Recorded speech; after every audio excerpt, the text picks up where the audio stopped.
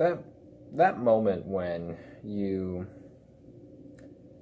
realize that what you thought last week was hard, God places something that makes it harder. That's what happened this week. And it really sludged me in the stomach pretty hard. But that's not till like halfway through the week. So let's get into the rest of the first start. After emails, we had dinner at the Morrisons,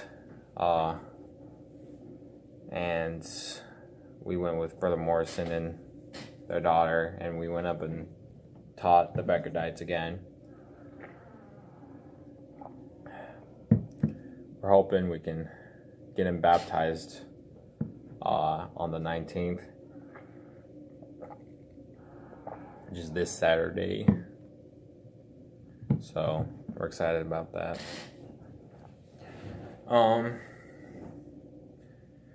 We're still working. We were still working out like signature and stuff, but throughout the week we actually got it figured out, which was kind of nice. But Tuesday we had district council. It was more divided in like two different parts. First half of the day we were like at the church building, because first off we had district council. Excuse me. We talked about like commitments. We kind of practiced that. And then after district council, we kind of just stayed at the church building and did studies. And actually got pizza. We had pizza delivered there to us, which was pretty nice. And then we visited a mother, someone in relation to the Huckabees. I can't remember how it's all related. I forget. But we're actually going to start working with her now. While we were actually talking about like our like little message thing, her granddaughter walks in, and she puts some stuff down, and she's like does some other things, and then she sits in the kitchen for a little. That's where we are. Kind of listens in. We hand her we hand the grandmother a Book of Mormon, and she sets it down on the table. Then the granddaughter walks over, picks it up, kind of starts flipping through it. And I'm just like, slowly pulls out my Book of Mormon Bible, places it on the table, waits a little bit. She keeps flipping through it. Do you want one? She's like, yeah. And I just handed it to her. I thought that was pretty funny, but just kind of like slide on in. Just, here's the Book of Mormon. Enjoy.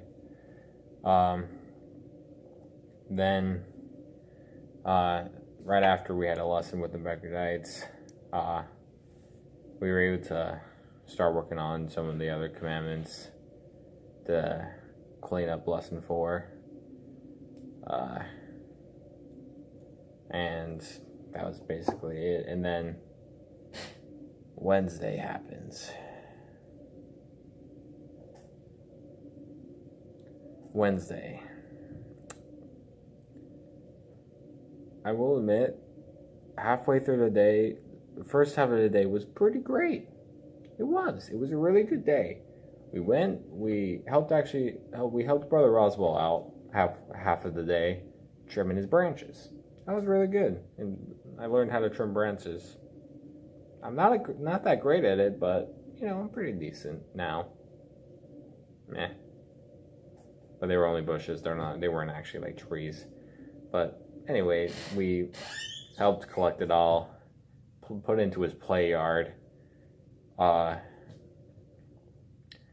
then we helped him put it 2 days ahead of his schedule, which is pretty cool. And then we had dinner in Byhalia that night. So we're like, okay, we still have some extra time, so here's the plan. We'll park at their house, and we'll go finding. We're like, all right, let's do it. So we get there, we park in a house. We talk to Sister Gar, the member, for a little bit, saying this is what we're gonna do. So they're like, okay. Literally the first house we knock at, everything started falling apart. And to me, at least, Elder Jackson walks out of this house later on laughing, and I'm just like, I walk out of there shaking.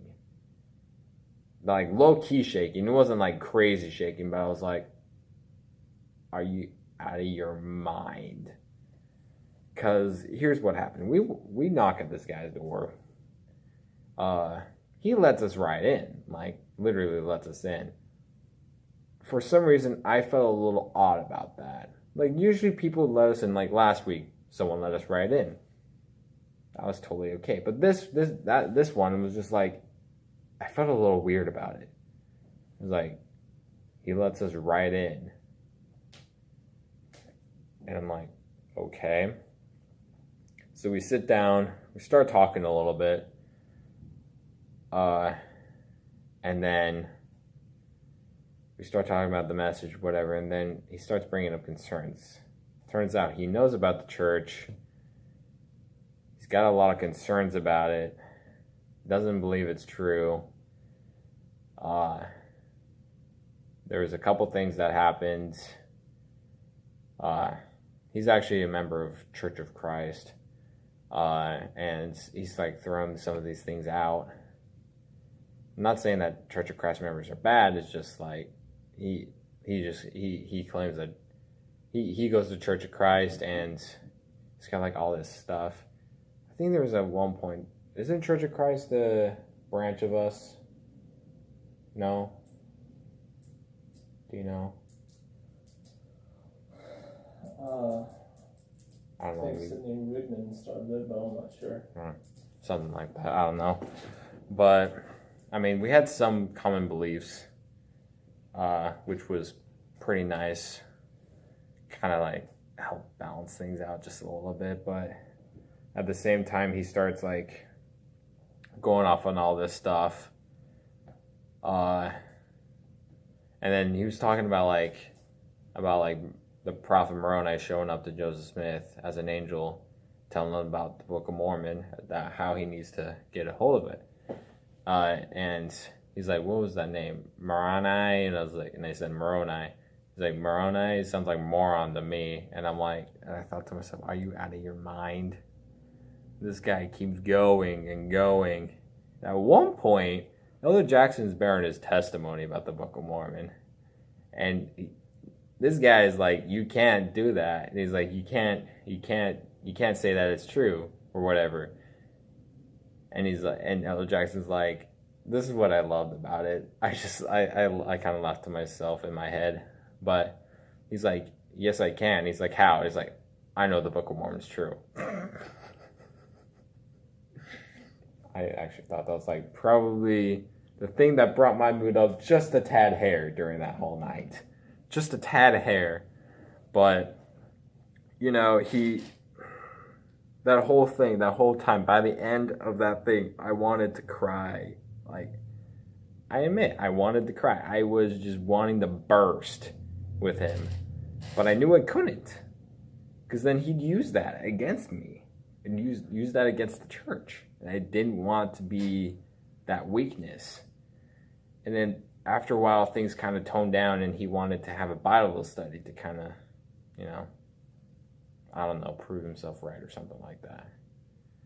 And I wanted to wait till next Wednesday to do it.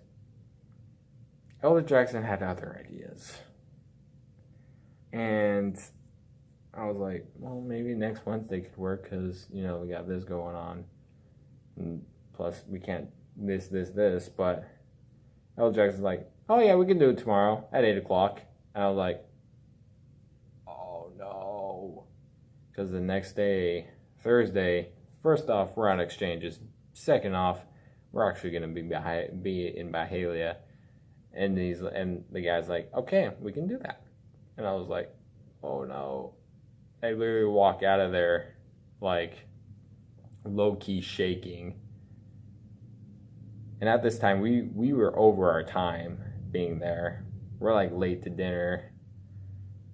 And they live like right across the street. So we walk in, like, it cooled me down a little bit, but like, when I got home, I crashed. I crashed. I fell asleep way early than what usually has happened before. I was just too shaken up by all of it. And then Thursday happens. Like, Thursday was actually a really good day. But, of course, the end of the day happened, and it kind of like, I was triggered at the end of the day. I'm just going to say that. I was really upset. We had exchanges. I was with Elder Jorgensen. We had a really good start to the day. We had a short lesson with Elton about like service. Then we went to Less Active's house, and we were just talking about a few things, and then I bring up something about the plan of salvation, and then she was like kind of confused about the topic that I brought up, the part of that I brought up, and so we taught her the whole plan of salvation, and so that helped her a lot. Showed all the stuff like in the Bible and in the Book of Mormon about it to kind of help like prove that it's there, because it is. And it's like, at first, I never knew myself like how much evidence there actually is in the Bible, but it's actually pretty cool that how much there is. And then after, we were heading up to like do a couple other plans that we had in mind, and we actually saw Elton chopping wood for a neighbor, and we thought that was pretty cool, because we were just talking about service just that earlier, and so we were happy about that. Then we stopped at a gas station because Elder Jorgensen had to do a few things, switched over, and then we went back down because we felt like we needed to go on a certain street, and so we start hitting this whole street. Only 2 people answered the door out of one whole street, which only maybe consisted of 10 to 15 houses. Maybe 8 to 10, actually, my bad. 8 to 10 houses, only 2 of them answered, and that was the last 2. We found a member who moved and who actually was baptized a couple years ago and then became less active. And then we found them, and then we found a new person who lived just right around the corner from them. And then we had a lesson with the cooks, with those 2 people that we were teaching. One of them sadly dropped out. Apparently, something was said. Well, someone said something, and then apparently she didn't like it, so she just dropped out. But they're still good friends. Sister Cook and that person's still good friends. But Shirley was still in it. We were able to teach the plan of salvation, which was really, she asked a couple of good questions as well with that, and it was pretty good. We weren't able to set a baptismal date. We don't know why we weren't able to, or we just didn't, but I'm still kind of confused about it. But then, of course, him. We show up to the house. We knock on the door. The wife answers. Very nice, very welcoming, and all that. Just kind of like warm welcome type thing. And I'm like, and also I see the guy walk out. And I'm like, okay. And I see someone else walk out too. And I'm like, oh no, I hope this is not their pastor. If so, I am walking out right now. But it ended up just being a friend. So I was a little more calmer about that. But right now, through my mind, I have like all these scriptures that Elder Jackson previously gave me before exchanges started. So okay, so I got a couple of these. Here's this. Here's what's going on. This is just all running through my head. And we sit down. We tell them we only have 30 minutes. And then we start going. We say a prayer and we start doing the study. Turns out we didn't get out till like an hour and a half later. And it was all really just a trap. How we found out, it was more Elder Jorgensen who really made the click about it. Because we were going through some of the stuff, like we helped like solve this or this and whatever. But one of the biggest concerns that he had was this title. This title right here, Elder. Because he claims in 1 Timothy 3 and Titus 1 that bishops are elders, or like true definition of elders, and also presbyters type thing. And so, and in those requirements, they're supposed to have one wife and faithful kids. But during this time, I'm like trying to figure out how to prove like I actually have this authority. And I just couldn't. I just didn't know what to do because I just wasn't able to think. And like he was just throwing that out there and whatever. And I just couldn't know how to figure it out. But now I know it's because a bishop's a bishop. Yes, he has the office of an elder, but a bishop is a calling. And A bishop does not have an office of an elder. He's a high priest. That's right. Thank you for clarifying me on that. Bishops have high priest. Bishops do not have elder. So, it just... One of the things that actually...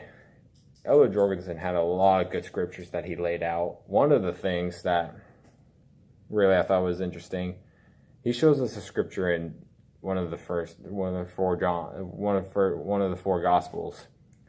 And one of them says, "Search ye the scriptures, for ye think ye have eternal life." Because he believes like the Bible is all we need, and everything in it is all we need, and that's it type thing. And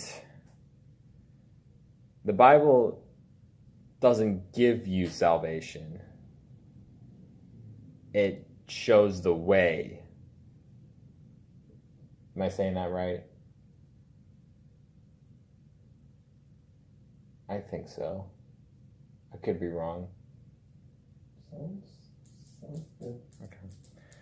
Basically that point. It's like, I can hold a Bible, but I can't say, me holding this gives me salvation. No. It's what's in it and what it tells me to do shows me the way I would have to act on it. So it's not just the Bible that gives me salvation, it's me acting on the principles taught. And he shows that scripture, and then he goes off, he's like, but let's look at the context. And then it was talking about like Jesus is talking to the Pharisees and whatever. And then he claims that it's basically not for us. But if the Bible is inspired, if the Bible is meant for all of us, then why is that even there if it's not meant for us? This is all just like stuff that I know now, but throughout this whole time, I'm just like, what's going on? But here's where the trap part comes in, though. Elder Jorgensen's coming out with like all these really good stuff about like Moses and like some of the other stuff. He was pulling out some really good stuff. And at the time, like when it comes with the Church of Christ, women are like something about like it's supposed to be silent and something. I don't know the true like what they know about it or whatever. But the wife was sitting in the same room, but like on a separate corner, like reading her Bible or whatever. Elder Jackson pulls out this really good doctrinal point, and then all of a sudden we hear her say rabbit. And I honestly was confused that whole time. Like the whole time she said that. Elder Jorgensen clicked it and realized she's trying to say I'm dragging him down to a rabbit hole. This is a trap. And that's when we tried to get us out of here type thing. And all this other stuff. And it was just, we walked out of there fuming.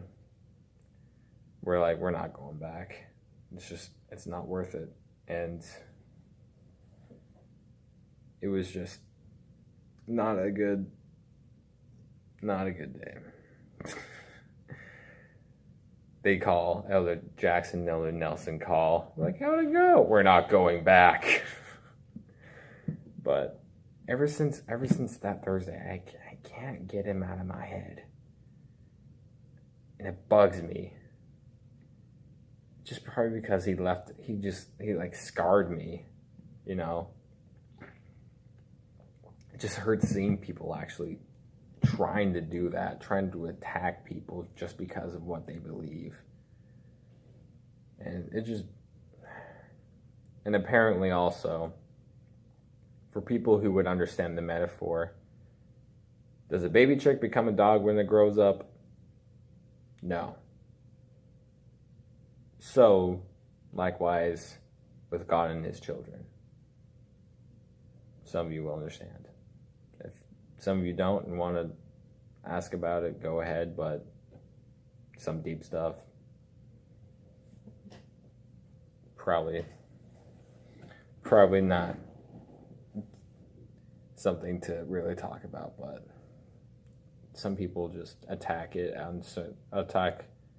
church on some of the interesting stuff. Whatever, but Friday, it was better, but, you know, it was still kind of like rough on the edges. We had to get up mega early because we were going to go to seminary at the Morrisons. We talked about like memorizing and like how to memorize scriptures and all. Then we came back and got ready for the animal shelter. And the night before coming home from that guy's house, we got a call from President Griffith telling us that we have a baptism now Saturday for Mickey. And so we had to get that stuff ready. So during the animal shelter, I was making some calls just to get things ready. Then we came back after we did our studies. And then we ended exchanges, and then we drove all the way up to Lamar and spoke with Mickey, actually, and answered more questions. And then we visited Pat and Floyd. Oh, it's me. And actually got them to come to church. It was really interesting to hear her say, Elder Jackson Elton, I'll be at church this Sunday. Do I need to sign something? I was like, we're like, no, we trust your word for it. But then after we visited Gary's younger brother and his wife and family, first half was a little hectic because there were like a lot of kids in the house at the time. It's kind of hard to be able to share a spiritual thought, but after all the kids left and someone in family relations showed up, we were talking with all of them, and we actually shared some really cool spiritual thoughts and had a lot of gospel discussions and all. It was really cool. The guy that showed up is not a member, but had a lot of questions about like Revelations and like some of the other stuff. We were able to talk about that. And then we drove all the way to Brother Roswell's because we had to get something. Because Elder Jackson had a Skype call that he had to attend to. And just did all that, and then Saturday we had a referral that we got Tuesday, and then that referral actually was all the way down, actually 2 miles away from our area border. So we got a ride down there and had a lesson. All the people in there were like walking miracles. It was pretty cool actually to see all them. We set one on date. We're hoping we can set another one on date soon. Then after that lesson, the van that we were in died. The battery died, and we tried to jump it with Brother Moore's wheelchair, but it wouldn't work. So we had to wait for the referral's friend to show up with the truck, and then we were able to boot it up and get going. And then we switched over to our suits and drove to the baptism. And the baptism for Mickey was really good. I actually got to meet Elder Billman finally, after so long of hearing him over the phone. He's really funny. He's got a lot of sarcasm in him, but he's pretty good. We actually, it was just really good. The baptism was really good, even though he had to do the ordinance 3 times. But then President Griffith took us all missionaries out to eat, so it was pretty successful. But I still couldn't get. He just wouldn't leave. That guy just wouldn't leave my head. He just wouldn't. It just bugs me. I'm way over my time too. Holy crap! But this week's just.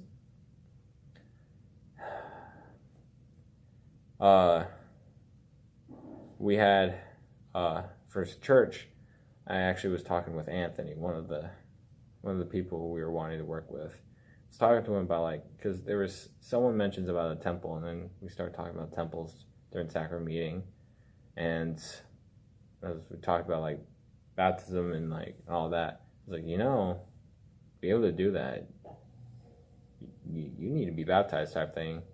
He's like, we can help you with that. And he's like, I would have to think about it. And he's like, if you do want to be baptized, I'll baptize you. And he's like, all right, I'll think about it. I was like, all right, just give it some thought, because I know you've been coming to church for the longest time now. This could be really good for you type thing. And Gary was supposed to speak Sunday too, but he gets out of it again somehow. I don't even know how, but he just we'll get him one day. We tried visiting the Beckerdites after studies after church, but they ended up not being home. Then we got a call from that referral that we saw on Saturday, because we were trying to get them to church, but they didn't answer. Turns out they were cleaning all night, and they felt really bad because they weren't able to go.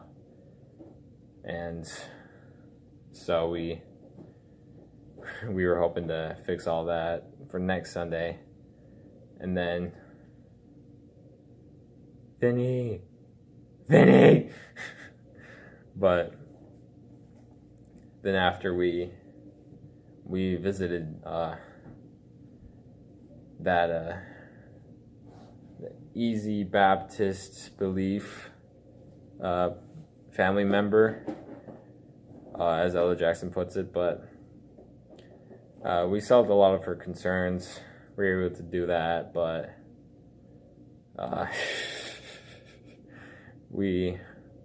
she doesn't want to change. She doesn't want to come back, but we were able to solve a lot of her concerns.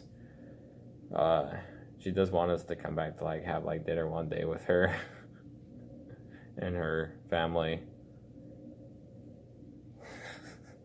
And then after that, we had dinner at Maki's. Gosh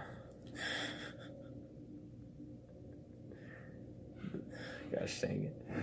But other than that, that's just basically how this week's been. But, just to sum this week up, really just why do people, I just don't get it. I don't get it. Why people just attack people for just believing in things. It just bugs me. When you're trying to do what's right and then people are like, no, you can't do that. That's basically illegal. We're taught to love one another. All Christianity is taught to love one another. But yet not a lot of people do it. I don't know. And it sucks sometimes seeing people have get used on them and then they fall away. It's just, it's sad. It really is. Why, if you know something's true, why do you let some fake truths destroy your testimony? Just, I don't know. Love y'all. Ella Jackson does too. Ella Jackson loves y'all too. Just appreciate each other.